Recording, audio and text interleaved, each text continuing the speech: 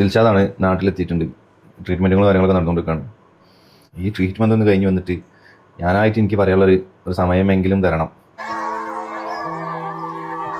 വെള്ളം കെട്ടി ആദ്യം എൻ്റെ അടുത്ത് ഓടി വരുന്നത്. എൻ്റെ അടുത്ത് വന്നിട്ട് കുട്ടികളെ ഈ കെട്ടിപ്പിടിച്ചിട്ടും കരഞ്ഞിട്ടും അവരെ സന്തോഷം പങ്കുവെച്ചിട്ടാണ് പിന്നെ വെള്ളത്തിനടുത്തേക്ക് പോണത്.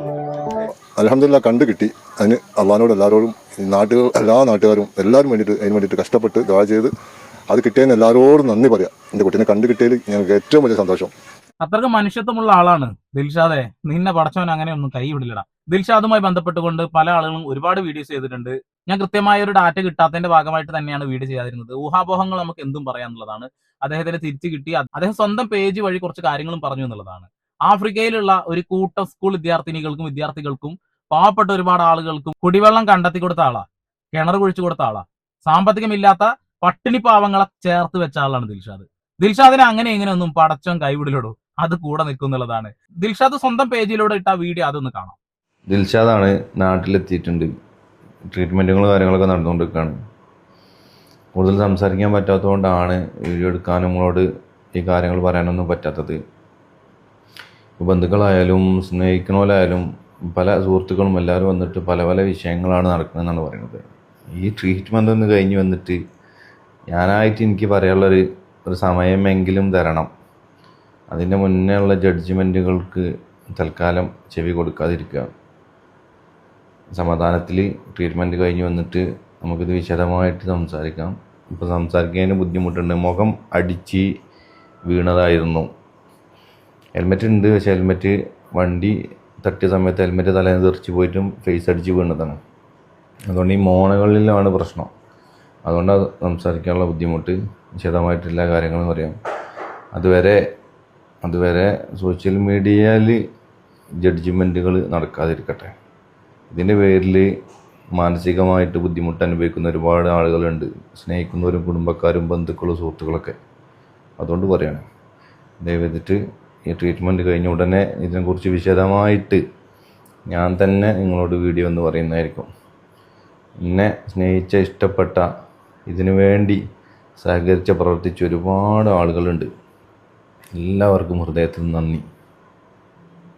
ദിൽഷാദിനെ കാണാതെ ആ നിമിഷം മുതൽ അവരുടെ ഫാമിലി, വേണ്ടപ്പെട്ട ആളുകൾ, കൂട്ടുകാരൊക്കെ ദിൽഷാദിനെ കുറിച്ച് തെരഞ്ഞുകൊണ്ടിരിക്കുകയായിരിക്കുക. ആ സമയത്താണ് ഇതെന്റെ അവസരമാണെന്ന് കരുതിക്കൊണ്ട് സോഷ്യൽ മീഡിയയിൽ ഒരുപാട് ആളുകൾ ഇല്ലാത്ത കഥകൾ പ്രചരിപ്പിച്ച് വിട്ടുകൊണ്ടിരുന്നിരുന്നത് എന്നുള്ളതാണ്. വെള്ളപ്പൊക്കത്തിൽ പെട്ടതാണ്, അങ്ങനെയാണ്, ഇങ്ങനെയാണെന്നൊക്കെ ഒരുപാട് കാര്യങ്ങളാണ് പറഞ്ഞുകൊണ്ടിരുന്നിരുന്നത്. ആർക്കായിരിക്കും ഇതിൽ ഏറ്റവും കൂടുതൽ വിഷമം വരിക? ഇവരുടെ ഫാമിലിക്ക് തന്നെ ആയിരിക്കും എന്നുള്ളതാണ്. അവനെ ജീവനോടെ തിരിച്ചു കിട്ടണമെന്ന് ആഗ്രഹിച്ചിരിക്കുന്ന സമയത്താണ് ആളുകൾ ഇല്ല കഥകൾ പറയുന്നത്. എന്തായാലും മുഖം അടിച്ച് വീണതിന്റെ ഭാഗമായിട്ട് സംസാരിക്കാൻ കഴിയാത്ത ഒരവസ്ഥയിലേക്ക് എത്തി. അതുകൊണ്ട് തന്നെയാണ് സംസാരിക്കാത്തത്. ദിൽഷാദ് എന്ന് പറയുന്ന വ്യക്തിയെ അത്രമാത്രം ആളുകൾ സ്നേഹിക്കുന്നുണ്ട്. അത് നിങ്ങൾ ആദ്യം മനസ്സിലാക്കണം. ഒരുപാട് ആളുകൾ ജാതി, മത, വർണ്ണ, വർഗ, രാഷ്ട്രീയ ഭേദമന്യേ അദ്ദേഹത്തിനെ കാണാനില്ല എന്ന് പറയുന്ന ആ പോസ്റ്റിന്റെയും ആ വാർത്തയുടെ ലിങ്കിന് താഴെയും വന്ന് കമന്റ് ഇടുന്നത് അവരുടേതായ ദൈവങ്ങളെ വിളിക്കുകയാണ്. ഹിന്ദു എന്നോ ക്രിസ്ത്യാനി എന്നോ മുസൽമാൻ എന്നോ ഒരു വേർതിരിവില്ല. അവർ ദുവ ചെയ്യുന്നുണ്ട്, പ്രാർത്ഥിക്കുന്നുണ്ട്. ഇദ്ദേഹത്തിനെ തിരിച്ചു കിട്ടി എന്ന വാർത്തയിൽ അടിയിൽ കണ്ട ആദ്യ കമന്റ് ഗുരുവായൂരപ്പ നീ കാത്തല്ലോ എന്നുള്ളതാണ്. അത് കഴിഞ്ഞ ഓരോ ആളുകളും അദ്ദേഹത്തിന് അത്രമാത്രം ഇഷ്ടപ്പെടുന്നു. അത് എന്തുകൊണ്ടാണ്? അയാളുടെ ക്വാളിറ്റി ആണെന്നുള്ളതാണ്. ഒരു തുള്ളി വെള്ളത്തിന് കഷ്ടപ്പെടുന്ന ആ പാവപ്പെട്ട നാട്ടിലുള്ള മനുഷ്യന്മാരെ ചേർത്ത് വെച്ച ആളാണ് അദ്ദേഹം. ഇന്ത്യ എന്ന മഹാരാജ്യത്ത് ഓരോ ഉൾഗ്രാമങ്ങളിലൂടെ യാത്ര ചെയ്ത് നമ്മൾ ഇതുവരെ കാണാത്ത രീതിയിലുള്ള പല സംസ്കാരങ്ങളും നമ്മുടെ മുന്നിലേക്ക് കൊണ്ടുവന്ന ഒരു വ്യക്തിയാണ്. അദ്ദേഹത്തിന്റെ ഫാമിലി എത്രത്തോളം വിഷമിക്കുന്നുണ്ട് എന്ന് ഈ ഒരു വീഡിയോ കണ്ട മനസ്സിലാവും. അദ്ദേഹത്തിന്റെ ഉപ്പ കുറച്ച് കാര്യങ്ങൾ പറയുന്നുണ്ട്, അതൊന്ന് കേൾക്കാം. അൽഹംദുലില്ലാ കണ്ടു കിട്ടി. അതിന് അള്ളാഹിനോട് എല്ലാവരോടും എല്ലാ നാട്ടുകാരും എല്ലാവരും അതിന് വേണ്ടിയിട്ട് കഷ്ടപ്പെട്ട് ദുആ ചെയ്ത് അത് കിട്ടിയതിന് എല്ലാവരോടും നന്ദി പറയാം. എൻ്റെ കുട്ടീനെ കണ്ടു കിട്ടിയതിൽ ഞങ്ങൾക്ക് ഏറ്റവും വലിയ സന്തോഷം. അത്ര തന്നെ ഞാൻ പറയാനുള്ളൂ. ഏതായാലും ഇത്രയും ദിവസം വളരെ സങ്കടത്തിലായി ഞാൻ. അതിൻ്റെ ഇടയിൽ ഹോസ്പിറ്റലിൽ അഡ്മിറ്റായി, പ്രഷർ കൂടി, താങ്ങാൻ കിട്ടാത്ത കോലത്തിലായി ഞാനും ഉമ്മയും. ഏതായാലും അൽഹംദുലില്ലാ ഇന്നാണ് ഞാൻ വൈകുന്നേരം ഡിസ്ചാർജ് ചെയ്ത് സൂചി വയ്ക്കാണ്ട് അത് അറിഞ്ഞപ്പോൾ ഞാൻ പറഞ്ഞ് എനിക്ക് അവിടെ കിടക്കണില്ല, ഞാൻ നീച്ച് പോകാനും പറഞ്ഞുകൊണ്ട് പോകുന്നതാണ്. കേട്ടില്ലേ, വീട്ടുകാര് അത്രക്ക് വിഷമിച്ചിരിക്കുകയാണ്. ആ സമയത്താണ് പല ആളുകളും പല രീതിയിൽ ഇതിനെ വളച്ചൊടിച്ചത്. ചില ആളുകൾ ഞാൻ കണ്ടെന്നും അങ്ങനെയാണ് ഇങ്ങനെയാണെന്നൊക്കെ പറഞ്ഞുകൊണ്ട് ഇങ്ങനെ വീഡിയോ ചെയ്തുകൊണ്ടേയിരുന്നിരുന്നു. ഇതിന്റെ ഒരു സത്യാവസ്ഥ അറിയാൻ വേണ്ടി കാത്തിരുന്നതാണ്. എന്ത് സംഭവിച്ചെന്നറിയാതെ ഈ ഫാമിലി ഇത് കണ്ടുകൊണ്ടിരിക്കുമ്പോൾ അവർക്ക് ഉണ്ടാവുന്ന ഒരു വിഷമത്തെ കുറിച്ച് നമ്മൾ ചിന്തിക്കേണ്ടതായിട്ടുണ്ട്. അതുകൊണ്ട് തന്നെയാണ് ഞാൻ അതിന് വെയിറ്റ് ചെയ്തത്. ദിൽഷാദ് അവസാനം സ്വന്തം പേജ് വഴി തന്നെ കാര്യങ്ങൾ പറയുന്നു. ഇല്ലാവചനങ്ങൾ കെട്ടിച്ചമച്ച് ഉണ്ടാക്കിയിട്ട് എന്റെ ഫാമിലിയെ, എന്റെ കുടുംബക്കാരെയും, എന്നെ ഇഷ്ടപ്പെടുന്ന ആളുകളെയും വിഷമിപ്പിക്കരുത് എന്നാണ് അദ്ദേഹം പറഞ്ഞു വെക്കുന്നത്. അദ്ദേഹത്തിന്റെ ഏറ്റവും അടുത്ത സുഹൃത്തുക്കള് അദ്ദേഹത്തെ കുറിച്ച് പറയുന്ന കുറച്ച് വാക്കുകളുണ്ട്.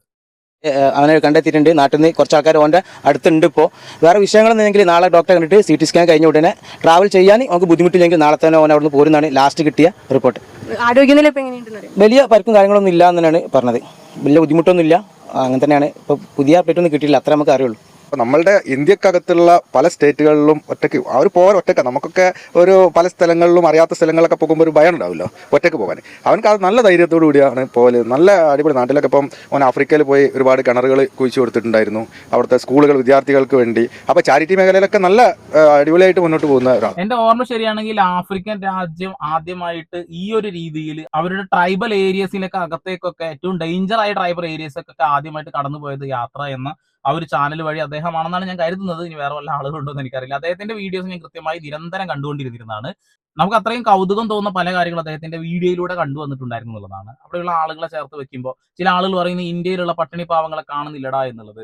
ഇന്ത്യയിലുള്ള പട്ടിണി പാവങ്ങളെയും അദ്ദേഹം കണ്ടിട്ടുണ്ട്. അത് നിങ്ങൾക്ക് മനസ്സിലാവാഞ്ഞിട്ടാണെന്നുള്ളതാണ്. ഇവിടെ ഒരുപാട് രാഷ്ട്രീയ സംഘടനകളുണ്ട്, ഒരുപാട് മറ്റുള്ള സംഘടനകൾ കൂടിയുണ്ട്. ആഫ്രിക്ക എന്ന രാജ്യത്ത് പട്ടിണിയാണെങ്കിൽ പട്ടിണിയാണ്. ഏതെങ്കിലും ഒരു സംഘടന വഴി എന്തെങ്കിലും കിട്ടിയാൽ കിട്ടി എന്നുള്ളതുള്ളൂ.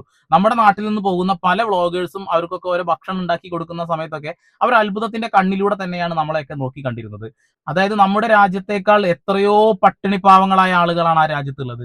അവരെ ചേർത്ത് വെക്കാൻ അദ്ദേഹം ഒരു ശ്രമം നടത്തി, അത് വിജയിച്ചു. അവർക്ക് വേണ്ടി കിണർ കുഴിച്ചു കൊടുക്കുകയും അവർക്ക് കുടിക്കാനുള്ള ദാഹജലം ഉണ്ടാക്കി കൊടുക്കുകയും ചെയ്ത ഒരു മനുഷ്യനാണ്. അങ്ങനെയുള്ള മനുഷ്യന് മാലാഖമാരുടെ അല്ലെങ്കിൽ അള്ളാഹുവിന്റെ കാരുണ്യം ഉണ്ടാകുമെന്ന കാര്യത്തിൽ ഒരു സംശയം വേണ്ട. അദ്ദേഹത്തിന്റെ ഉപ്പ ഒരു കാര്യം കൂടി പറയുന്നുണ്ട്. ആരോഗ്യനില ഇപ്പോൾ ചെറിയ ഹോസ്പിറ്റലിലാണ്. പിന്നെ ഞങ്ങളുടെ വിവരങ്ങൾ തന്നെ അറിഞ്ഞിട്ടുള്ളൂ. അപ്പോൾ അവർ പറഞ്ഞ ആ രീതിയെ ഇപ്പോൾ എനിക്കും കിട്ടിയിട്ടുള്ളൂ. പിന്നെ ഞാനായിട്ട് പിന്നെ വിളിച്ചിട്ടൊന്നുമില്ല, അങ്ങനെ കിട്ടിയിട്ടില്ല. ഹോസ്പിറ്റലിൽ നിന്ന് ഇനി ഒരു പിന്നെ കൂടെ പോയത് എന്തെങ്കിലും പുറത്തൊക്കെ ഇറങ്ങിയിട്ട് വിളിക്കാമെന്നാണ് പറഞ്ഞത്. പിന്നെ അവർക്കൊരു സ്കാനിങ്ങിൻ്റെ ആവശ്യം ഉണ്ടെന്നാണ് പറഞ്ഞത്. ഇപ്പം എന്തൊക്കെ പറ്റിയെന്നുള്ളതൊന്നും പിടുത്തില്ല. പക്ഷെ അവനായിട്ട് സംസാരിക്കാൻ കഴിഞ്ഞിട്ടില്ല. ഇപ്പോൾ അൽഹംദുലില്ലാ കണ്ടു കിട്ടി. അതിന് അള്ളാഹിനോട് എല്ലാവരോടും എല്ലാ നാട്ടുകാരും എല്ലാവരും അതിന് വേണ്ടിയിട്ട് കഷ്ടപ്പെട്ട് ദുആ ചെയ്ത് അത് കിട്ടിയതിന് എല്ലാവരോടും നന്ദി പറയാം. കേട്ടില്ലേ? ആശുപത്രിയിൽ നിന്നുള്ള ചെറിയൊരു കാര്യമേ അറിഞ്ഞിട്ടുള്ളൂ. അതിൽ കൂടുതലായിട്ട് കാര്യങ്ങളൊന്നും അറിയില്ല. തീർച്ചയായും സോഷ്യൽ മീഡിയ ഇവർ ഡിപ്പെൻഡ് ചെയ്യും എന്തെങ്കിലും അറിയാൻ വേണ്ടിയിട്ട്. ആ സമയത്തായിരിക്കും എല്ലാ കഥകളും നമ്മുടെ ഊഹാപോഹങ്ങളും വെച്ചുകൊണ്ട് ആളുകൾ ഇങ്ങനെ ഓരോ കാര്യങ്ങൾ പ്രചരിപ്പിക്കുന്നത് എന്നുള്ളതാണ്. ഇപ്പൊ ഒരു CCTV ക്യാമറ ഫുട്ടേജിൽ അദ്ദേഹത്തിനെ കണ്ടെങ്കിൽ നമുക്കത് പുറത്തു വിടാം. അല്ലാത്ത പക്ഷം ഇന്ന സ്ഥലത്ത് ഉണ്ടോ ഇല്ലയോ എന്നൊരു സംശയം വെക്കുമ്പോൾ ആ ഫാമിലീസിനെ അവരെ കൺഫ്യൂഷൻ ഉണ്ടാവുന്ന രീതിയിലേക്ക് കാര്യങ്ങൾ മാറുന്നുണ്ട്. ദയവ് ചെയ്ത് അത്തരം കാര്യങ്ങൾ ഒരു സമയത്ത് നമ്മളത് പരിശോധിക്കുക, സ്വയം ആത്മപരിശോധനയ്ക്ക് വിധേയമാക്കുക.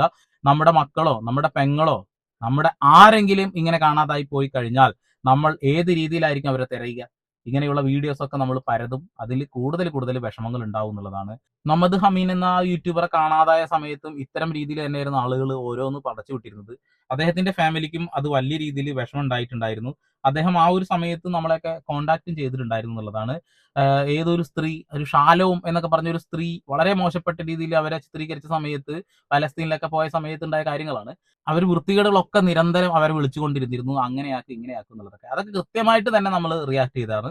ആ സമയത്ത് അദ്ദേഹം എന്നോട് പറഞ്ഞൊരു കാര്യമുണ്ട്, ബ്രോ അവർ വീട്ടിൽ ചില ആളുകൾ ഇത് അറിഞ്ഞിട്ടുണ്ടാവില്ല, വീട്ടുകാർക്ക് ഒരു പേടി വരാൻ സാധ്യതയുണ്ട്.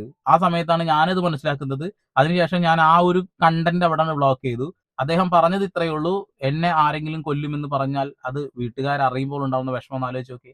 അതുകൊണ്ട് ബ്രോ അവരെ അറിയിക്കാതിരിക്കാൻ വേണ്ടിയിട്ടാണ്, ദയവ് ചെയ്തൊന്ന് സഹകരിക്കണം എന്ന് പറഞ്ഞു. സോഷ്യൽ മീഡിയയിൽ വരുന്ന എല്ലാ വീഡിയോ നമ്മൾ റിയാക്ട് ചെയ്യാറുണ്ട്. പക്ഷെ ആ ഒരു വീഡിയോ അതിനുശേഷം ഞാൻ റിയാക്ട് ചെയ്തില്ല. നമുക്ക് ഒരു മാനുഷിക പരിഗണന വേണം. അത് നന്മ നിറഞ്ഞ ആളുകളുടെ കൂടെ തീർച്ചയായിട്ടും വേണം. അല്ലാത്ത ആളുകളിൽ വേണ്ട എന്നുള്ളതല്ല. ചില ആളുകൾ അത് അർഹിക്കുന്നുണ്ടാവില്ല. അതുകൊണ്ട് ചിലത് പറയാനും ചിലത് പറയാതിരിക്കാനും കഴിയില്ല. വീണ്ടും വരെ പുതിയ വാർത്താവിശേഷങ്ങളുമായി അതിൽ സന്ദീപ് പോൾ സൈനിങ്.